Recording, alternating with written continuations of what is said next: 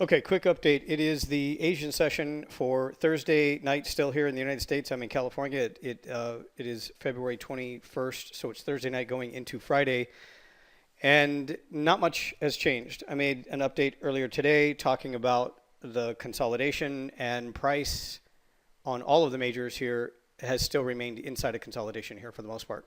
So this dotted line right here that you see where my cursor is moving, that starts and marks off or identifies the beginning of a new day, which is the 5 p.m. New York time rollover period. These are all 30-minute charts. This is initially where I start looking for HL30s after the rollover. But there are some conditions. So if you're watching some of the videos on the website, you're probably hearing some of these terms like a continuation breakout trade, HL30 technique, T2 patterns. All three of those are techniques and strategies that I developed. And I started my trading career back in 2001. I put them together. I've been using them ever since. And there are some conditions that need to be in place that you need to check those to make sure before you start executing any of these HL30s. The HL30 is a really easy strategy, but it's so easy that it's very easy to make a mistake, not look at the larger time frames, not be paying attention to the overall trend direction, or if price is reaching major support or resistance on the larger time frames, and it's easy to make a mistake with the HL30. So you need to stop and take a moment to look at the HL30. Usually the HL30 will work fine just by itself, in normal conditions. But again, you always want to stop and take a moment to look at where major support and resistance is. And then again, I talked about just a moment ago, specific things that need to be in place before you can even qualify an HL30 so it's a legitimate trade, something that you would want to execute on. One of the prerequisites for the HL30 is that the previous day has to have some kind of a trending move in it. Obviously, some trends are, you can see them, there's no mistaking them. You just look at the charts and you can tell. And what you can see here is that Thursday, Wednesday, we've seen 2.5 days worth of consolidation. And so the longer price stays inside of this consolidation, that's not the ideal conditions for executing an HL30. If price was to reach the previous day's high, it might work, right? If I see the candle pattern and the reversal and the CCI indicators lining up, it might work, but sometimes it just doesn't. The longer it stays inside a consolidation, eventually it's going to break out. And if I was to trade every bounce off of support and resistance, eventually one of those is going to fail. So I'm using filters, but I'm also looking for certain HL30 trades when they set up and give me the signal. And then I'm looking at the conditions. I'm looking at the environment. I'm looking at the prerequisites. For example, the previous day's trend, there has to be a trend in order for me to trade it that way. If there was a previous day of consolidation, then I would not be looking to execute an HL30 when price reaches the previous day's high or low, if the previous day was consolidation. So I would just ignore it. Sometimes it works, sometimes it doesn't. I don't want to execute in those conditions, under those circumstances, where there's the possibility that it might work, and then there's a possibility that it might not work. And I know, and I accept, we all do it. We all know that there's going to be a certain number of losing trades in our history of trading and in our efforts to try to make profits. But throughout the process, I'm always looking for ways to minimize the more riskier trades, the trades that are more likely to fail. And the trades that are more likely to fail when it comes to executing an HL30 is if I trade off of the previous day's high and low and there was consolidation the previous day, not a trending move. That would be the time that I would stay away from it. So that's a tip that I want to share with you. If you're watching these videos and you're trying to pick up some of these strategies that I'm teaching and talking about, that is the first condition that needs to be in place. It's mandatory. There has to be a trending move the previous day if you're going to trade off of support and resistance for an HL30. Now, that doesn't mean that I won't be able to trade a reversal. I could trade a reversal, and I talked about this morning, and I talked about it last night. I have different reversal strategies. So there could be a Tech 1 trade. There could be a T2 pattern. We traded something that was very similar to a T2 pattern just last night on the dollar yen. It worked out just fine. Inside of consolidation, very often I'm going to trade to psychological levels as well. I need a target. I need a target before I get into a trade, and I need to determine if price is likely to even reach that target. Is there enough momentum? Is there any economic data that might help or support or turn it around or stop it from going there? These are all the things that I have to sift through when I analyze and make that decision to execute a trade. So again, I spend just as much time analyzing the trade, confirming, digging for information, looking at economic reports, the possibility of any previous or future economic reports that might have an impact on my trade. All of that, volume levels, the market, in the depth of the market, everything that I'm looking for, I take just as much time when I find a trade that is valid and confirmed to execute. And I take the same amount of time to determine it's just not lining up. It's not lining up. The conditions aren't right. Things aren't there. I see the signal. I see the confirmation with the indicators, but the conditions aren't right. So in other words, again, when I mentioned every time I get into a trade, I need to have a target.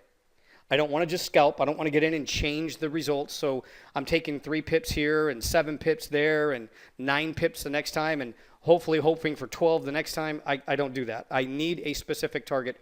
And inside of consolidation, if I get a good valid signal, then I would most likely be trading it to a psychological level. And that's exactly what we did with the dollar yen last night. But again, as I said then, the more the longer it stays inside of this consolidation range, any consolidation range, the less likely I am to find more valid signals. Very often you'll notice that these patterns, the highs and lows, it starts to get tighter and tighter. And eventually that's going to lead to a breakout. So what do I do in a situation like this? Again, as I mentioned, I could trade some kind of a reversal, maybe price, and then I'm just giving some examples. I'm not saying at all that this is what's going to happen. I'm not predicting anything. I'm just giving you some examples of some of the techniques that I would be looking for trading is if price was to, let's say, spike up on some news during the London or New York session. And then it stopped at resistance for the week or support for the week, whatever the case is. And then we immediately saw a reversal. And if the indicators, and there's a certain template, there's a certain chart setup that I use to identify reversals and divergence. If I see that divergence with that reversal, with the news that turned it around, then I got a better opportunity, right? I'm going to be trading with the rest of the market in the same direction. I can confirm that the news is also supporting this major reversal. I can see that we reached a major support or resistance level. I can see the divergence. Everything at that point is lining up. So that to me is a much more reliable trade. It's more likely to work. It's not as risky as trying to trade in the middle of this consolidation range off of some of these little short-term patterns that don't have any news, no volume, everything's dried up. We're just looking at it rolling sideways through the Asian session. There's nothing going on. There's a little bit of activity, but again, I'm not scalping here. I'm not scalping. I'm looking for better opportunities, much more reliable signals and trading events so I can time my trades at a better time instead of getting into a trade. And then that's the other factor is that you can very likely, and I know I did this for the first few years of my trading career, I would get into trades at any time. I wasn't really paying attention. I just wanted to trade. I wanted to get into trades. I saw signals and candle patterns and things like that. And I would get into a trade, but there was no volume. There was no momentum. There was no news. Nothing was going to happen. And I would get into during the Asian session, I would have to wait and watch the trade all the way until the New York session and some economic data reports when they were released during like 8:30 New York time, 10 o'clock New York time, whatever the case was. So I would sit there for 10, 12, 13 hours sometimes watching these trades, babysitting these trades. There was no reason for me to even be in the trades. Now, FXCM, Daily FX, a few other companies have done they've done some research where they have taken and compiled the data from a lot of their clients and the trade activity. And you can look this up on Google. It's been around for a long time, so it sort of validates what I'm talking about. There are specific sessions that you're more likely to experience losses when you get into trades. Even though it looks like a valid signal, it's because of all the things that I'm talking about. You can become exhausted. You don't have specific targets. There's not a whole lot of volume. It's not going anywhere. You change your mind. You're looking at it after 8 or 9 hours and it's still not going anywhere. Things can all of that accumulates and helps you form your opinion, your decision, or change your mind. Anyway, that will happen during certain sessions that just don't have that activity. But remember this, these sessions are active at different times and they move in cycles. Sometimes I get continuation breakout trades during the Asian session, and other times I don't get any continuation breakout trades during the Asian session, and I have to wait until the London or New York session. And it just continues to cycle right through.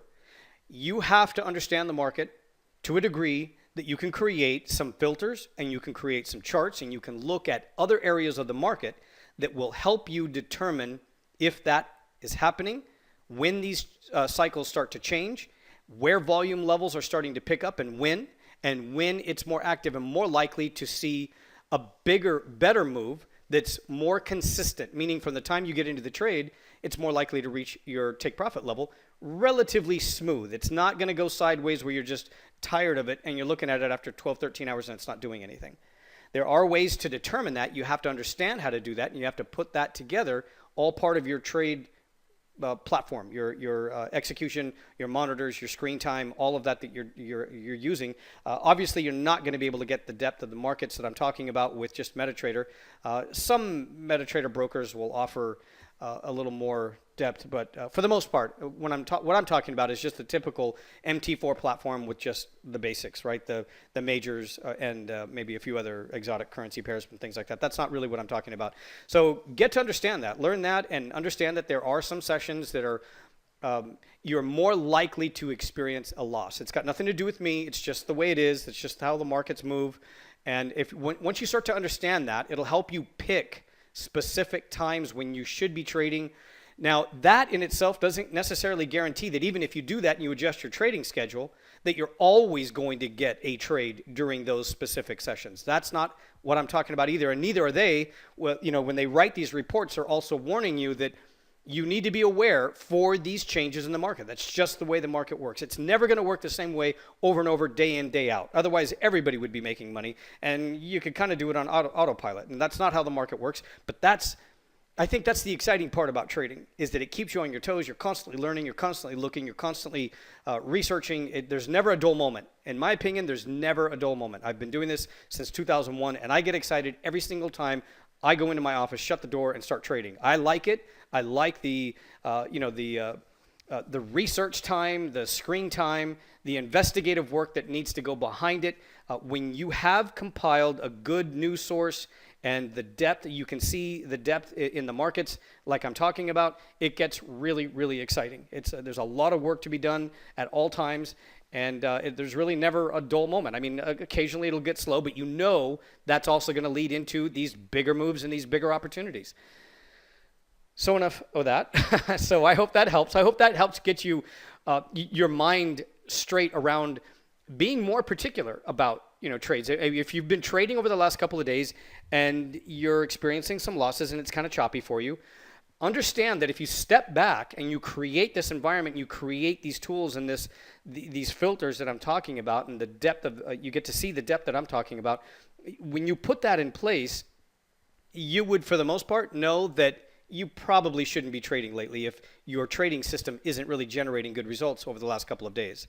You'll see that. You will be able to see that and step back and say, well, it's just not time for me to be trading. It's just I need to stay out of the market.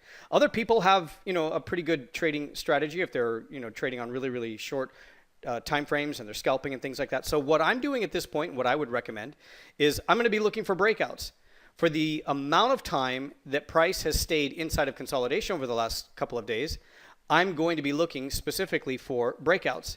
So let's say we go over here to the euro dollar. This is my breakout chart. This is the template. So when I look for breakouts, this is not reversals. Reversals, I'm going to be looking for using a different template, using different indicators. The first one, and the one that I pretty much always use except for the HL30s, is the Bollinger Bands. So I'm going to be looking at the Bollinger Bands on my breakouts on the 1 hour time frame. I'm going to be using the CCI, the MACD histogram. I have a 50-day moving average in here, and I have a 34 EMA wave moving through here. This is something that I've used for many, many years when I first put together this method. And then for my reversals, I'm going to be using a 1 hour time frame and the 30-minute, and I'm going to be using the Bollinger Bands. I'm going to be using the Woody's CCI, and then %B and bandwidth. %B and bandwidth are two indicators that John Bollinger highly recommends you learn to use if you're going to use Bollinger Bands. Learn to use them. He says, I don't know how many times himself, that if you took away all of the indicators and just left him with the Bollinger Bands and he had to pick two, he would use percent B and bandwidth. With those two, he could do really, really well. Obviously, he's doing things a little bit different than a lot of us, I think, when we're day trading. I'm using it on a 1 hour time frame. However, I use these same methods and these same indicators on the 4 hour and daily chart. I'm going to be using and looking at the daily, the 4 hour and the daily chart, and I'm going to be looking for these same breakout patterns as well. Very often when I get major reversals or major breakouts and things like that, sometimes they'll line up on the daily time frame, and then that's the beginning of a trend. I'm not going to get into the daily time frames right now, but we'll talk about that over the weekend. If price remains inside of this consolidation range right into the close on Friday, which on occasion we all see it, it goes on inside of consolidation for 2 or 3 days. There's nothing anybody can do about it. We just have to wait it out. But at this point, these are my highs and lows of consolidation. So I have this week's high, and I have that pullback low that's just been sitting here for a long time. So I have certain criteria, things that need to be in place in order to quantify consolidation so that when I get a breakout, I can confirm that breakout signal candle and I can trade it as a continuation breakout trade, which if I was to trade it here on the euro dollar could potentially earn me 55 points on a breakout. That's a really good trade. I mean, that's a good move. Considering how far the daily average trading range is for the euro dollar, a 55 pip move on a breakout is pretty good. So, if you're trading standard lots or even mini lots, earning $1 a point or $10 a point, you're doing really well with it. So this is what I'm going to be using, and I'm going to be switching from no longer looking at the 30-minute chart. I'll look at the 30-minute chart if I see a reversal setting up, but if it's going to be a breakout, I want to be focusing in on this 1 hour time frame. As much time, again, I'll repeat it, as much time as price has stayed inside of this consolidation, now I'm thinking, and this is usually what we expect when we see the Bollinger Bands coming into that squeeze play and we see things sort of changing, we're not really too sure which direction it's going to go, we start looking for the actual breakout and the event. We need some way to qualify all of that to confirm it. That's how I do it. I use the continuation breakout trade strategy, and that's what I'll be looking for leading into the London session and New York session for Friday, February 22nd. Again, I can't guarantee that it's going to break out. I don't know what's going to happen. And it may just go sideways. It could. I mean, there's nothing we could do about it. We'll just have to wait until Monday. And then, again, if nothing really changes, then my range would remain intact as a consolidation range to signal that potential breakout. And I just have to wait for it.